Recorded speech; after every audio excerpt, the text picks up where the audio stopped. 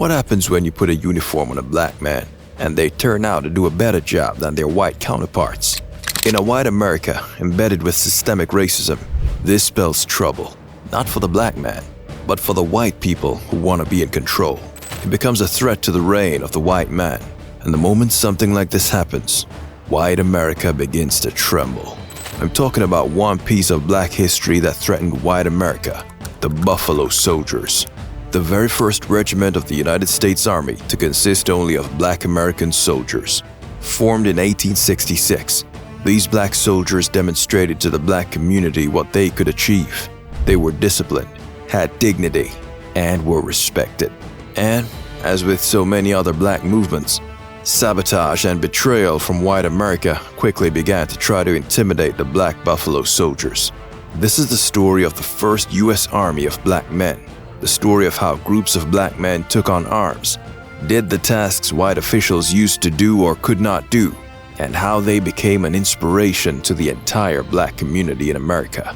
When the American Civil War between the Union and the Confederacy came to an end in May 1865, not one white person knew what was about to happen just a year later. White America just survived a civil war. They thought they were given an opportunity to control the country. White America thought their progress in the Civil War would also give them reign over millions of black people. These black people were just released from slavery, and they were not about to back down and have the white man take away their freedom once again. The story of the Buffalo Soldiers really starts in July 1866, to be more specific. A year after the Civil War came to an end, an act was passed by the 39th Congress. The idea behind this act was to both fix and improve the military peace establishment within the United States. This was a big win for black people, as it led to the creation of 6 army regiments that consisted only of black people. The 6 units included the 9th and the 10th Colored Cavalry Regiments, as well as the 38th and 41st Colored Infantry Regiments. During the initial announcement from the 39th Congress, it was stated that each of these regiments would comprise approximately 1,000 black soldiers. They were also to be led by white officers. Black soldiers were allowed to become permanent members of the United States Army for the first time. This became a significant achievement for the black community, following the involvement of more than 200,000 black soldiers during the Civil War, which lasted from 1861 to 1865. The initiation of these army regiments also meant black people were given uniforms. Respect came with these uniforms. And this is where things quickly started to escalate. Systemic racism and white supremacy led to false beliefs about the capabilities of the black men. They underestimated the values that black soldiers would bring to the United States Army. And quickly, these regiments began to collect medals of honor due to the services they offered the country. On and off the battlefield, black soldiers started to show their dignity. They were disciplined, and even in the face of racism, continued to remain professional in their duty. As white America witnessed the rise of these black soldiers, they quickly became a threat. White America started to fear these soldiers. As a result, this led to sabotage and unfair treatment within the army. The army started to show these black men that they could become soldiers. They were allowed to put on a uniform, but their ability to remain soldiers would be made as difficult as possible. As the threat grew, white officers in charge of these regiments began to give black soldiers stations and tasks that white soldiers refused to do. They were sent to the Wild West and other areas where survival had no guarantee. By pushing the black soldiers to these dangerous areas, the hope was to have them back down from their positions, take down their uniforms, and allow white supremacy to continue with its reign. However, the sabotage that black soldiers faced didn't push them down. Instead, these soldiers manned their stations. They took up arms, and they protected the routes and areas they were assigned to. The soldiers weren't afraid. They started to attend to the areas where the white people refused to be stationed. It wasn't just the areas where the white officers stationed themselves. These black soldiers were sent out with equipment that fell apart, scraps left over from the Civil War. Black soldiers showed excellence even when faced with sabotage. They had lower court-martial and desertion rates and took home 18 medals of honor during this time. Black soldiers were stationed to fight against various enemies of white America. This included Native American tribes. The enemy of these soldiers gave them the nickname the Buffalo Soldiers.